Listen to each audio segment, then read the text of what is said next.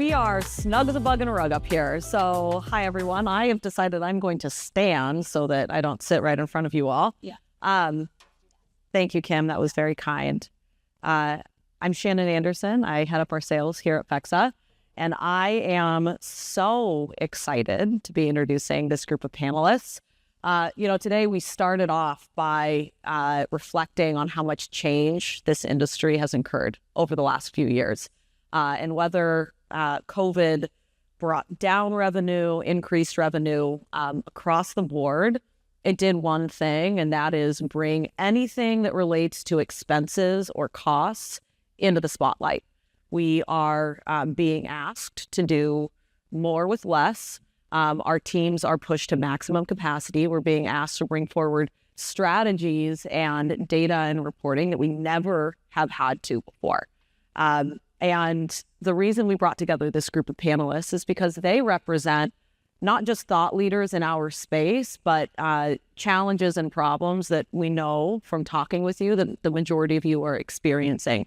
And the commonality is that they're finding ways to bring their entire ecosystem, not just operators and providers separately, but together to adapt to those changes. So I will let everybody introduce themselves. If you are on the operator side, name, role, maybe the number of locations you have. If you're on the provider side, a quick overview of the service that you offer, company, and your role.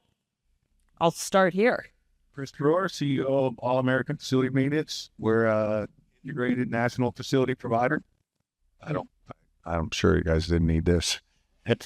So integrated national facility provider. We run, have offices all over the country, several offices, I would say. And we run a 24/7 operation. I'm a third generation contractor. I've been in this business for over 25 years. Welcome. Mike Popadak, CEO at iVueit. Long time in the facilities management on the landscape and snow removal side, but have since then kind of found our niche in helping provide on-demand inspections and collection of data anywhere in the U.S., Canada, and Puerto Rico to really help speed up execution in the facilities management world.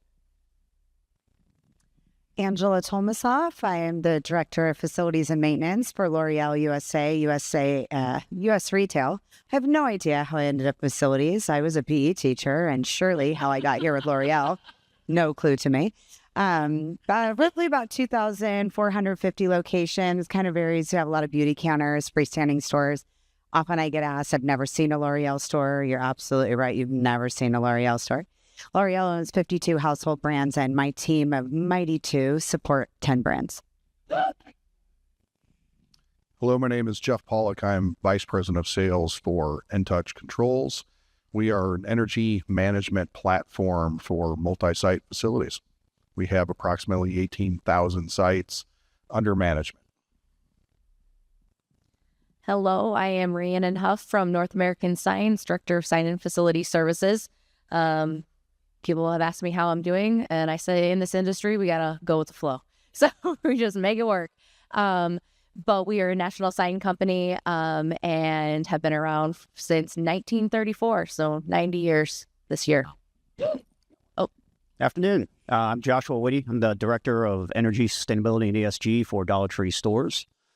We are currently just shy of about 17,000 locations across North America, 3 different brands. We have Dollar Tree, Family Dollar, and Dollar Tree Canada as well. Hi, I'm Mike Morman, Facilities Manager for Five Guys Burgers and Fries. We have 605 corporate locations and about 2,000 total locations. Great. I like how you two just will have your dedicated microphones, and then the 5 of these folks. Well, it's fine. We don't know if you wash your hands, so we're good. Yeah, no, we're good. We're going to start with some questions for our operators. And before we dive into how partnerships look for you, it can be easy for our employees or, a provider when they receive an RFP to get sort of singularly focused on a sliver of a problem that you have. So before we dive in, I want to understand what your 1 to 2 largest goals are, and maybe how those have changed over the last few years. Josh, do you want to get us kicked off? Sure. So I'll start broadly and high level. Company-wise, we have several different broad directives, I'll call them. One, grow the footprint. 2, return value to our shareholders. 3, operate our buildings safely and efficiently. 4, do all that sustainably at a low cost. Don't change budget. Yeah. Yeah. Change the budget.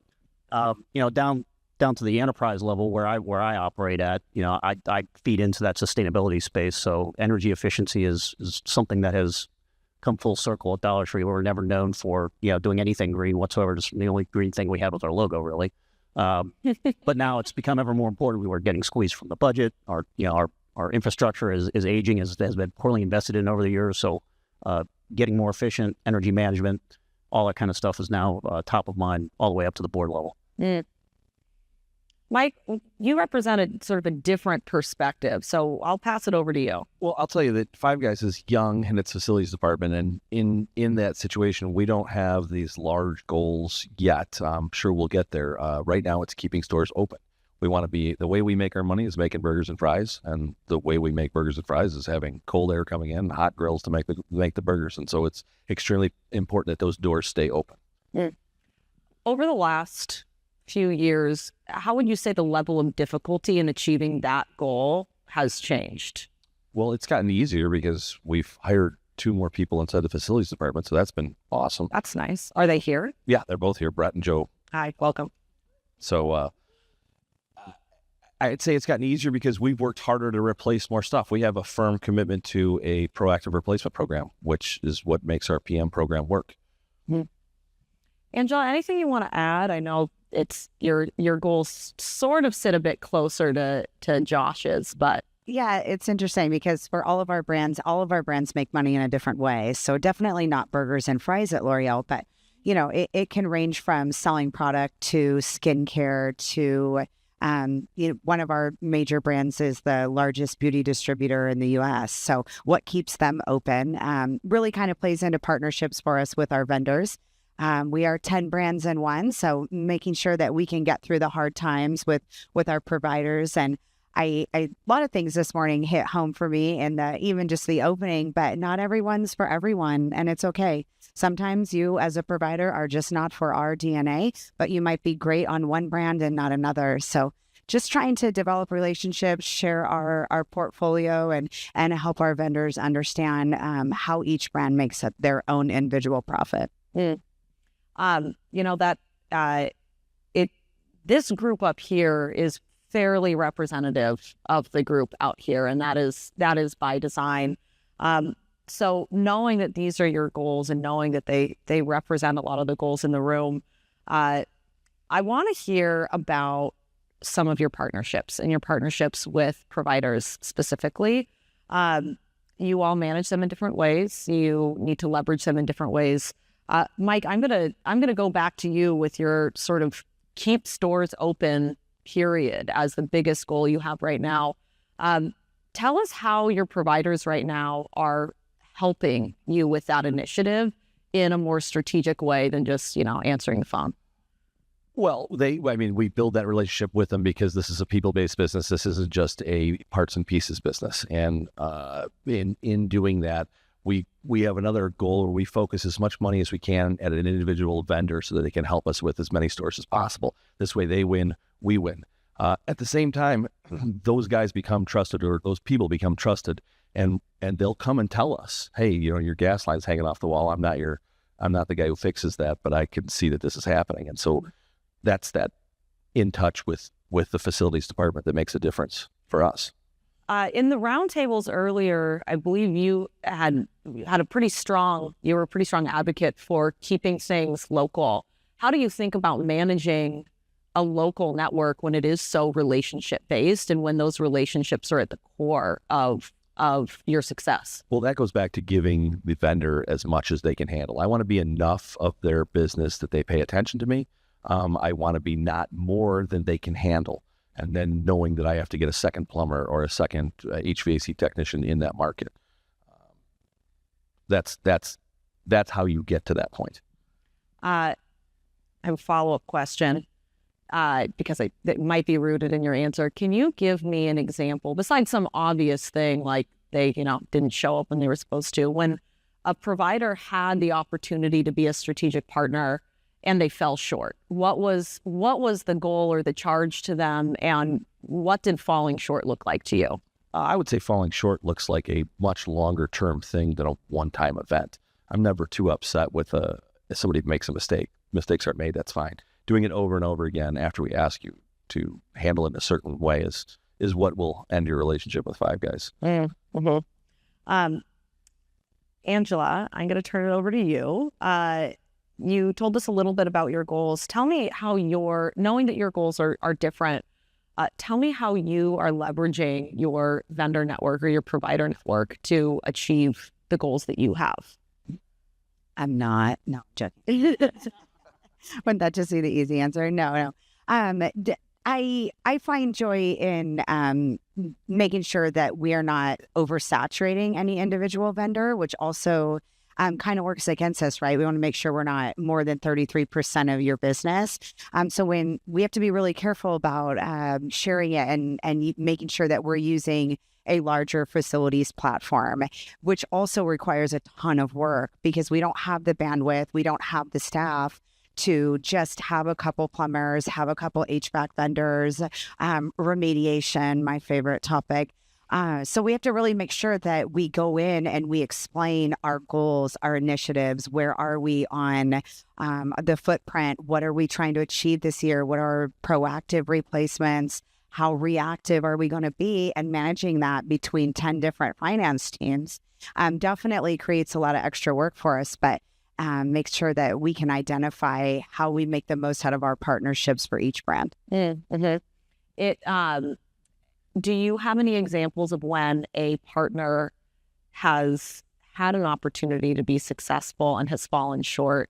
What does that look like for your group, and how does that differ from somebody whose goals are keep the lights on, keep the doors open at all costs? Yeah, I was chatting with even Mike here in the front, a new friend of mine today. But, I often talk to my team about what if I just don't come back tomorrow? Not because I'm going to have some really amazing opportunity, but honestly, the psychological safety, simplicity, all those things that we value. And I try to really impose upon my team, succession planning, right? What are we going to do? So we're very process driven. So my example drives me to a vendor who happens to not be in the room today. So don't worry, I'm not talking about anybody specific, but we really sat down, we met one-on-one before we started giving them that particular vendor, lighting and electrical vendor, work orders. We shared our sustainability specifications. We wrote down all of the processes. How are we going to attack retrofits? How are we going to attack LED? Can you source all the lighting for all the brands that we have? And felt like we had it down really great, but they just weren't able to deliver. And I think from the sales front office to the back of the house wasn't quite talking. So they just couldn't deliver on the capabilities that we had identified. And so I always encourage other retailers, slow down. When you're working with a new vendor, make sure you write it out, make sure it's a win-win for both sides. Because sometimes even when you do go through all those steps, you're just not able to execute on a partnership. So we identified everything. We thought we were going to make a successful couple go-rounds for, lighting and electrical, and they just weren't able to come up. I've heard that over and over in this industry. It's a small industry. Like everybody sort of knows everyone in this ecosystem, and the concept of overselling on the front end has such a short lifespan. Many of you have probably worked together in previous lives. You just really have one shot to make a really, really, really good impression. Yeah, we even took the extra precaution of doing a pilot program. We'll roll out California and Florida. That's where we are heavily saturated in store count, volume, spend. And let's roll out these two states. Okay, is your team ready for more? And about 9 months into the relationship, because I'm with Mike, it's about trend behavior. It's not one-offs. We have a short-term problem here. We have a long-term problem. And so, and it's okay. Not everyone's for everyone. We're California and Florida. They're always just sort of right out there. We'll just figure it out. Well, thank you. Josh, you've highlighted that even involvement from the board has changed your initiatives. Tell us how you've had to change the relationships you have with your providers to adapt to some of those changing initiatives. Well, both Mike and Angela have already touched upon this, and really with us, we operate at a scale and a speed that not many other retailers do. Maybe my new friend from Dollar General can identify with this. When you're opening buildings in locations so remote that a company like Waste Management can't even find a vendor to service your trash where you're opening the store, that creates a whole new set of unique challenges that you have to face. And historically, we've been very transactional in our vendor relationships. We didn't value a partnership with vendor partners. We kind of churned through them. But over the years, as the makeup of the board has changed and the priorities of the business have changed, we have to have value of partnerships with all of our vendors. And we approach it by letting them operate as an extension of our teams.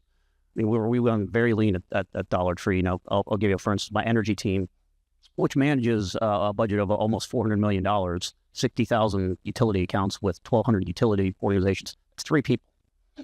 3 people manage that entire book of business for me. So partnering with the right utility bill pay platform, with the right energy procurement advisor, with the right electricians to help service the pieces of efficiency that my team touches. It's vital that you cultivate those partnerships and bring them on board. And to Angela's point, bring them on slowly.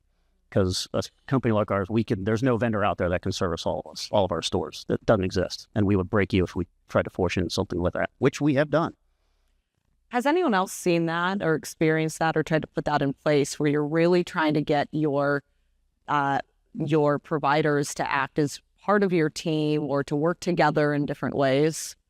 It starts with the first work order. We give you one work order. We see how for restaurants, it's that response time. How fast can you get out there? After you handle one thing good, then we push a couple more on you and see how that goes. And we can tell within the first 4 or 5 work orders what kind of vendor you're going to be. Are you going to be the one that can take on a huge chunk of this? Or are you going to be one that can, and it's quick. I mean, where we don't try to get rid of a vendor because they may have done one thing wrong. We are way quicker to say, yeah, thanks, you're probably not the right fit for us. Mm-hmm. Yeah. That's I think all of the providers in the room, that's something that they really try to focus on, and just right out of the gate, making sure that they're hitting those marks so that they have an opportunity to become a strategic partner. Well, it's the overpromise, underdeliver. I mean, that's where it always falls apart. Yep. I think that's the T-shirt right there. Anything else you all want to add before to the rest of the providers or operators in the room for how your partnerships have changed before we pivot over to some of our provider questions? Any advice? Well, to any sales team, know your operations team. Know what you're selling. Sometimes we get people who come in who are gung-ho, or really good salesmen. I came from a different industry. I'm now going to sell facilities maintenance, and I'm going to talk up my team, and they may not be as good as you're talking them up to be. And that doesn't mean we can't use you either. It means let's focus you to the right area where you can be useful to us. Yeah. It's the value of being a jack of all trades has certainly gone down, and the ability to say super confidently, I'm good at this in this area, and no, I'm not good over here. The value of that has gone up so much over the last few years. I would add to that, just be accountable and take ownership. Everyone's going to make mistakes. Every vendor is going to screw something up at some point. Just take ownership of it, own it, fix it, and move on. That's the biggest thing for me. Quickly, right? And quickly, and below budget. Yeah. Don't have again. That's great. I'm going to pivot over to our provider group. When we were planning this panel, we were so excited because the value that you all bring to this room is that you not only probably support some of the operators in this room, but you also support all of their competitors. And you see the inner workings of companies that do things really well and companies that maybe have some room to improve. Tell us how your operators have asked you to support their strategic initiatives, not just, receiving an RFP in 2024. Jeff, I might start with you on this. Well, there's so many different ways you can take that question. Certainly to spring upon what's already been mentioned, what we see a lot is customers are really leaning into our subject matter expertise. So they're not just expecting us to provide a solution or provide a platform, but they're expecting us to be the experts of our own product and to make that capability available to them on a regular basis. We've also have all heard the term digital transformation, and the industry is fairly well evolved from a digital transformation perspective. There's lots of equipment creating lots of data. I think customers are data saturated, quite frankly, and what they're really looking for is actionable intelligence, right? And so leaning into ML/AI models, leaning into predictive analytics. I think the way the industry is going, we're going to go from predictive analytics to prescriptive analytics. Not only predict what's wrong, but help us get the first 2 or 3 steps in troubleshooting on how to fix the problem. So it's really providing as much value as possible instead of just providing data. I think that's so spot on. The difference between data and actionable insights. And that's everything, right? Somebody else earlier today touched on that there's just a litany of data out there, and it's so what? So what? The data says that. What should I be doing now? Something that everybody has highlighted is how lean their teams are. So you can give a team of 4 all the data in the world, but it just seems impossible to expect them to go through it, especially if those data sets don't align with each other. Chris, I'm gonna go to you next. How have your operators asked you to participate in there? He brought his own mic over. Ready? Right? I'm ready. It's just been in his coat pocket. How have your operators been asking you to participate in their strategic initiatives? We see it a lot for us in trying to reduce cost, right? Everything is cost driven in this industry. And obviously with maintenance, like we've said, maintenance is the first place to get cut and what you're looking for the most, right? What keeps your stores open is the maintenance. So we try to be a true partner, help identify where they're going to be short and coming up for the next year, help them see their trends, know what's coming up, being able to leverage our cost savings to them. In this industry right now, the cost is going up any way you look at it, specifically in maintenance. The costs aren't going down, but your budgets are going down. So how can you leverage the spend? It's impossible unless you can leverage it, company wide. I know it's hard to be able to think of trusting one vendor or one person to manage your stores, but you have to think about how can you leverage your spend the best way with a true partner. When you call us to fix your light, you're not really concerned with us fixing your light. There's so much more that could go wrong in that store. You're concerned with your store traffic, your customer interaction, the store interaction. Are you taking away from the manager? What happens if the store shut down from someone coming in on that low price? Now you lose the revenue of the store being open. So much more than just fixing the light that's out. Yeah. What's interesting about that is that cost reduction goes so far beyond just like a rate card that you have. Hey, help me lower price. The move isn't, just knock $5,000 off. They're talking about help me lower my spend by hundreds of thousands of dollars. I might put you on the spot here a little bit. Can you give me an example of like a specific example of when an operator came to you with a broader question of, hey, here's my business, here's my situation. How can you help me bring down the overall cost to support my business? Well, we always tell them the same thing. You're going to have to spend money to save money, right? So it's just talking about the budget. Where can we were talking about HVAC units earlier. How can you identify where you're wasting money on a break fix all the time, where you can come in with a new perspective, come in with a new unit, leverage that 5-year warranty, see what it does on your ROI. And I know it's a hard sell in our industry, but it's something that's missing in what we do. We're so focused on the break fix and saving money, we're never taking a look at where can we save on the long run. So we had a customer, I think they had 1,600 locations. We talked something about, we did a retrofit for them. Their lighting was killing them. I think we ran maybe 6,000 or 7,000 work orders a year on the average. After the retrofit, we were down to almost 1,500. So what it takes on that back end and being able to spend a little bit up front saves you. So I know it's a hard pill to swallow, but you put the money out in the first year and a half, you have 3.5 years that now you're in the plus, right? So you're under warranty, you're not paying for that material, you're not paying for the labor. I think the most, costly thing is that labor every time. Where can you leverage that? Mm-hmm. I hear Cece. I feel like you were intimately involved in this. Yeah.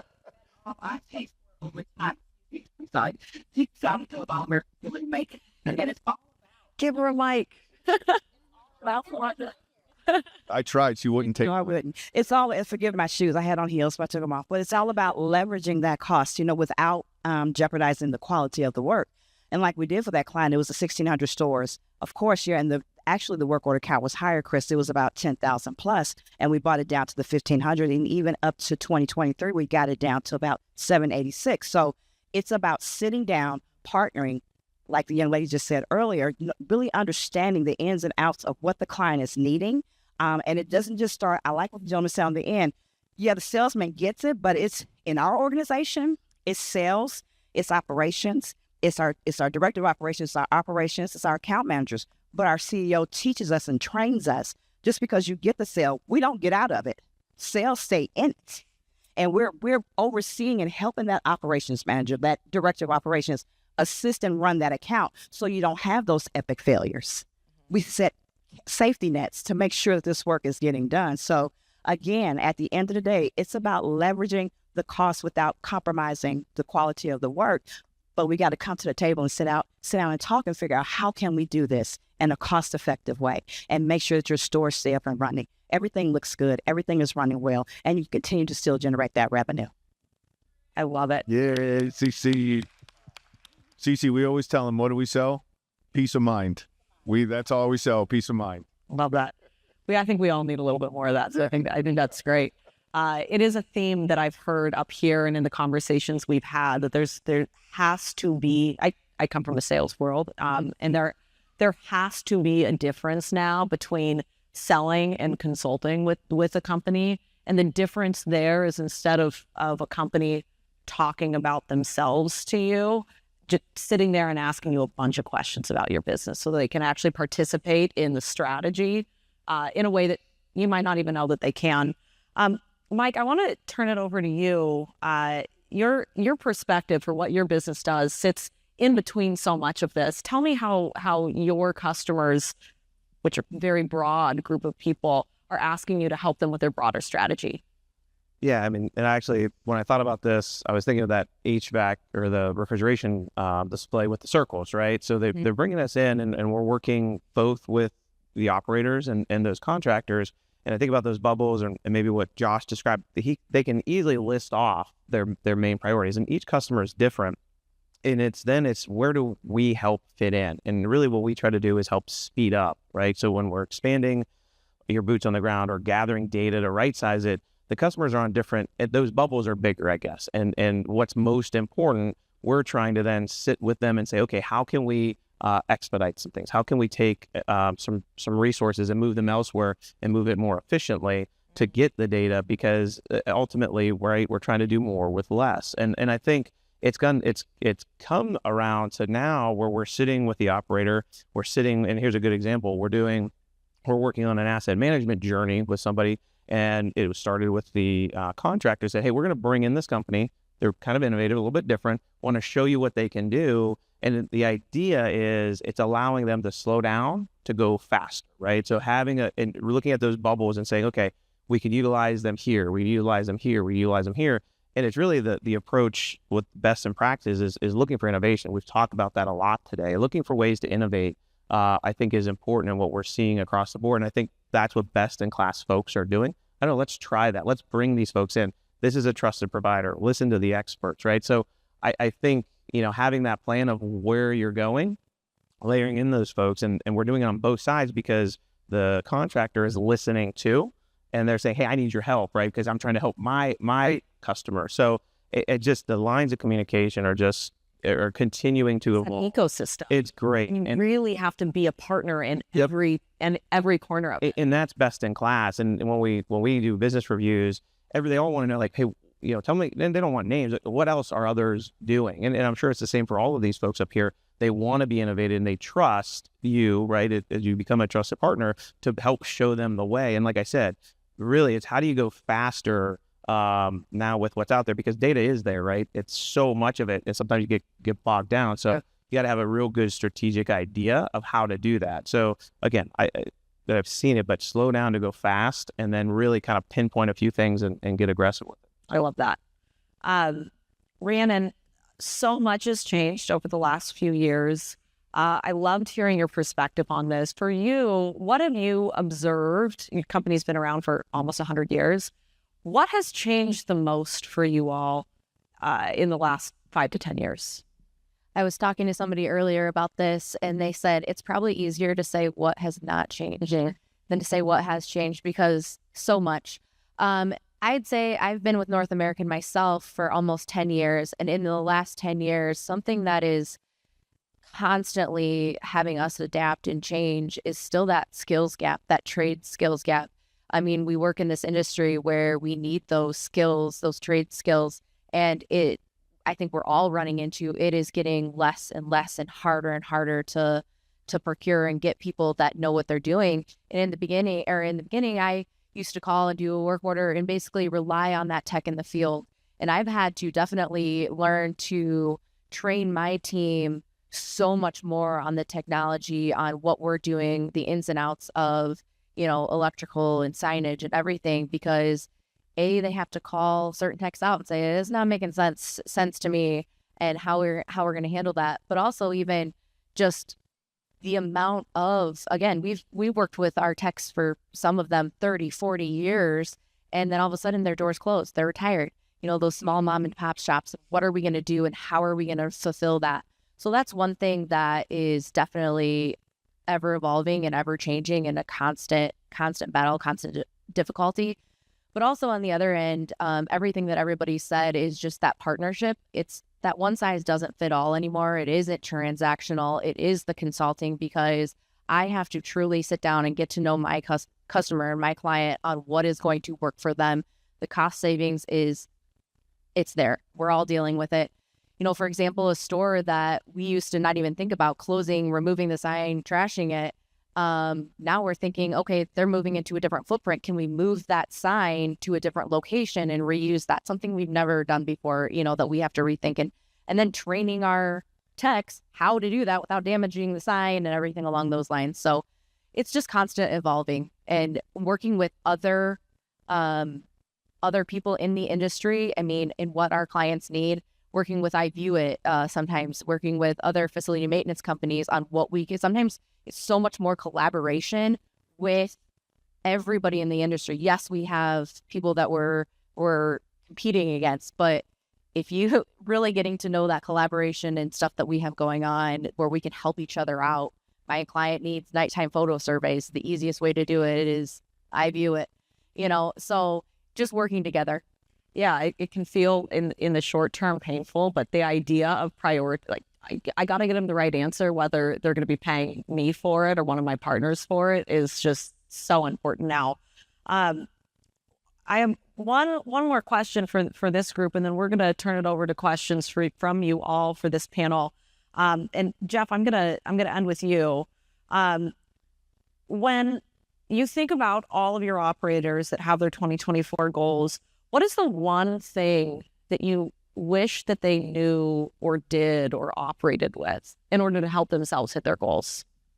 I think we're getting there, but it's to answer that question, I think we want you all to know that genuinely your vendors, many of them, we're not transactional. Our businesses are not transactional. We want to consult with you. We want to understand your problems. We want to understand how we can help you. And so we're not set up, and many of the other, most of the other vendors here, we're not set up to be transactional sellers. It's really uninteresting and unfun to sit across the table and negotiate terms with a customer. We'd rather sit on the same side of the table and talk about problems that we can help. Mm-hmm. Well, yeah. I'll flip the question. Yeah, great. I like. I'll flip it over quickly to the operators. Anything, knowing that the goals that you have, knowing that things are getting more expensive, however, budgets are either staying flat or going down, any advice or thing that you wish your providers would come to you more with? I think Rhianon touched on this in a very excellent way. It's just collaborate. It's like we do a lot of vendor summits at Dollar Tree, and there's nothing more I like there than bringing disparate groups of vendors and suppliers into a room, shaking it all up for a couple of days and see what kind of great ideas come out. Yeah. The opportunities there, you don't have to be competitors. Come with that partnership mindset. Everyone wins. If I can build on that. Absolutely. From a vendor perspective, as far as I can tell, everybody here would be the same way. Consulting with us is free. Doesn't cost anything. It's about the only free thing, at least tell some of my consultants that. That's great. Okay. Thank you all. We're going to open it up to questions from you all. Kim is going to walk around with a microphone. If you're like shy, you can like write it down. One thing, Iowa up over South Carolina 32-31. What? We're up there. Iowa up over South Carolina 32-31 with 6 minutes left. Yeah. Who has money on that game? Oh, yeah. I just fell asleep for a second. Sorry. I got to wake back up. Oh, question. And Beck, you can grab another mic if you want. I don't know if there's... Oh, you got one. Awesome. Introduce yourself. Hello, everyone. Sean McKinley, the National Fix. My question is for Angela. Angela, you spoke about the pilot program in California and Florida. Can you elaborate more on that program? And what does success look like to you for a new vendor that you're starting with? Love it. Great. What does it look like in California and Florida? So just historically for all of our brands together, we have a heavy saturation for store count, volume spend, like I mentioned, in California and Florida and New York. So it's actually how my team is structured. And I was listening to Crate and Barrel, great mentors to have over there this morning. It sounds like their zone coverage is very similar to what I have on my team. So to have rolling out with a new provider, lighting and electrical is a big sustainability goal for so many and definitely for us. So when we partnered together with that vendor to develop some of our specs, not all of the construction teams work fabulously with the facilities teams. So I wasn't able to get specs for, I hear it's coming. So say it ain't so, it's true. So was able to get some specs built for me, which is amazing, right? And then get them approved and have that be our structure moving forward. So we rolled out in September 1, just all of any new work order that came in for lighting and electrical for Florida and California went to this specific vendor, and it was great. The billing was on time. You know, we went through this structure that we built, and we have a whole little encyclopedia, we call it, of every trade that we have at L'Oreal for every brand has a policy and procedure that's written for it. So something that we developed that I'm pretty proud of. So when we started to go through, it was great. And then we started onboarding more and more states across the U.S., and it just started to kind of go downhill. So it was so interesting. And we've heard it a lot today. I'm a boy mom, so I'm like front of the house, back of the house, right? I tell my son, why'd they trade him? He's mom, it's front of the house business. I'm like, all right. So I look at it the same. It's front of the house to the back of the house. Don't overextend the capabilities of your company and know what your team can truly deliver because, we're all mature enough and not our first rodeo that we'll walk away and still be friends and see you on the trade show floor. But how silly and so much time wasted. And I think a lot of opportunity that was really lost. I often believe, much like a coach, every coach is going to teach you something. I think every vendor is going to teach you something. So that's a best practice that I share amongst my team and every brand, all the different personalities. And I tell them, you're going to learn something from that person and overcome and get in the sandbox and play around. And sometimes you got to share all the toys you don't want to share. So absolutely.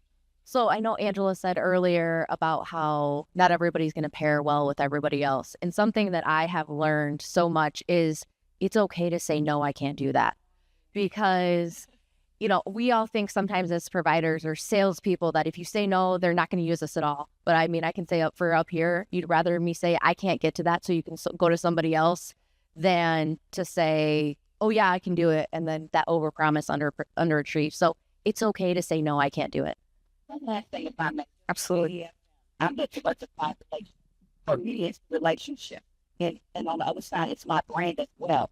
So therefore, with that being said, I don't want to jeopardize, because I'm big on relationship. I don't want to jeopardize the relationship. But then also in the same token, I don't want to jeopardize my brand either. We've gotten to 25 years. I don't want to mess up 25 years because I'm saying yes to everything. So that was one of the stipulations that I had discussed with Chris. If I get in this position, I need to be able to have the ability to be transparent and be able to tell my client yes or no. Because again, I want the relationship.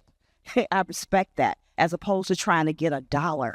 I'm just sorry. That's just how I think. So it's just all about the relationship. And over time, we'll begin to build and we'll begin to grow together. But I'm not going to say yes to everything up front right away because I don't want to fail you. What other questions do we have? We have about 5 minutes left for Q&A. Any questions? Oh, Just get out. I just wanted to bring a board on top of what you said. I thought it was brilliant. But from my perspective, we get a lot of customers that ask us, can you do A, B, C?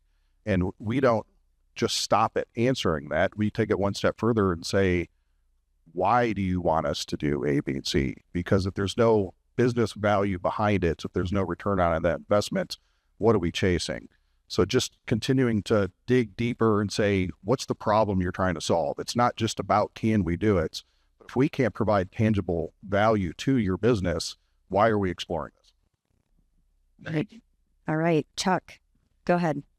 Chuck Sam, U.S. Bank. I'm new to this group here, so I met a few today. Appreciate it.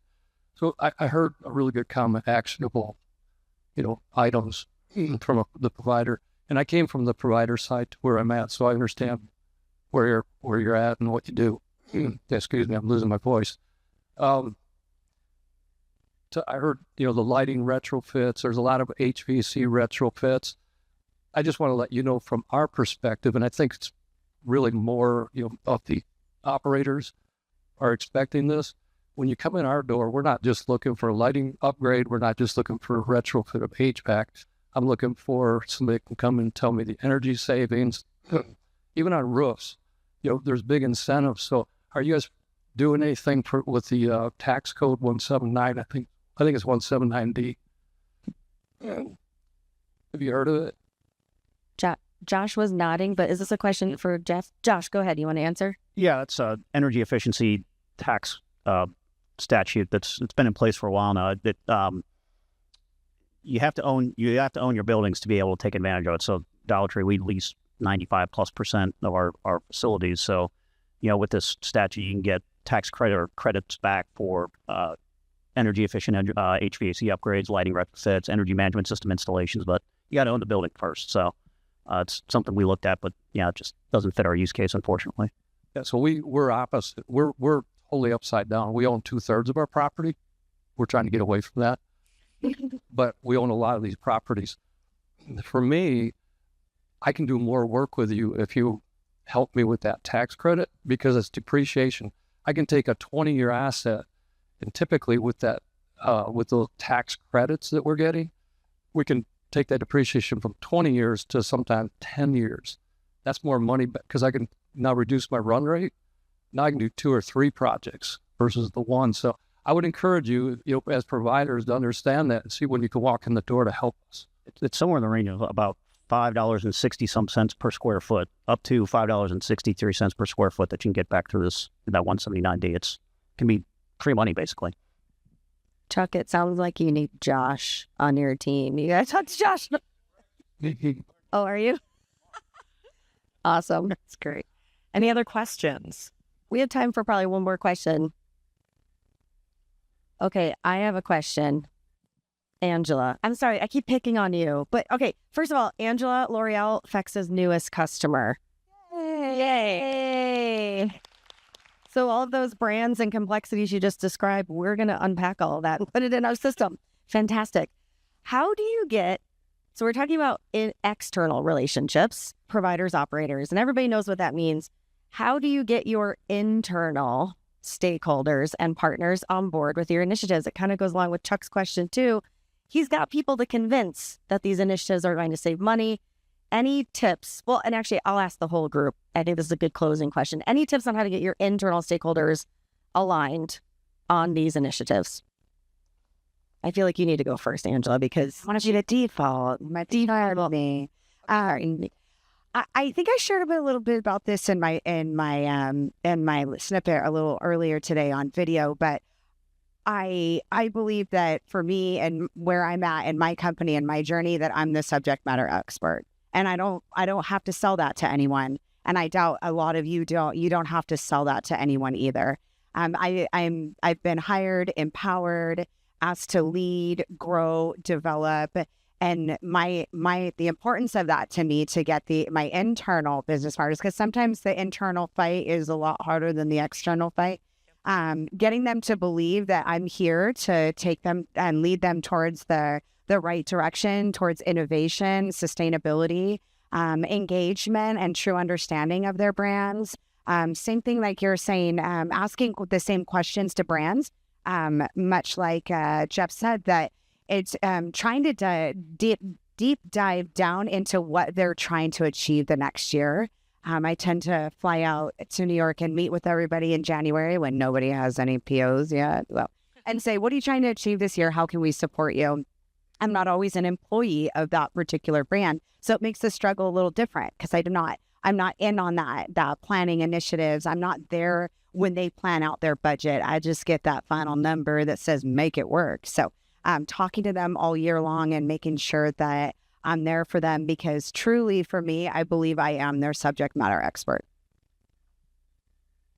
Sounds a lot like being a consultant rather than selling internally. Or being a parent of college-age children. No. I only have a 1-year-old though, so she's like not that fun to negotiate with because I can just sort of pick her up. But you know, it's fine. I'll get there. Yeah. Anybody else? Anything to add? I'll just add, I've learned over the years, with any project, with any program, doesn't matter if it's sustainability, facilities, construction, identifying your stakeholders should be one of the first things you do. Find out who this is going to impact and how, and then craft your story, so to speak, to that audience. I was talking with Jason earlier. No one kills a project like IT. So if if I'm going to implement FEXA someday, then I better get my IT stakeholders on board early and often. And early and often communication engagement with your internal folks can save you a lot of headaches on the opposite end. I'd also like to say that if you let people know what's going to happen to them in the future because of them not spending money on facilities, often a good trigger to get them to move. Future regret keeps every CFO up at night. Future regret, right, Maloney? It's just terrifying. I was just going to add, it's interesting to me when we're engaging with clients. Certainly, customers want to know, or prospects want to know, what's the value of our system, what value does it bring? But very few people are asking about the cost of inaction. What's it cost me to do nothing? That's right. That's right. Thank you all so much for being up here. Let's give a round of applause.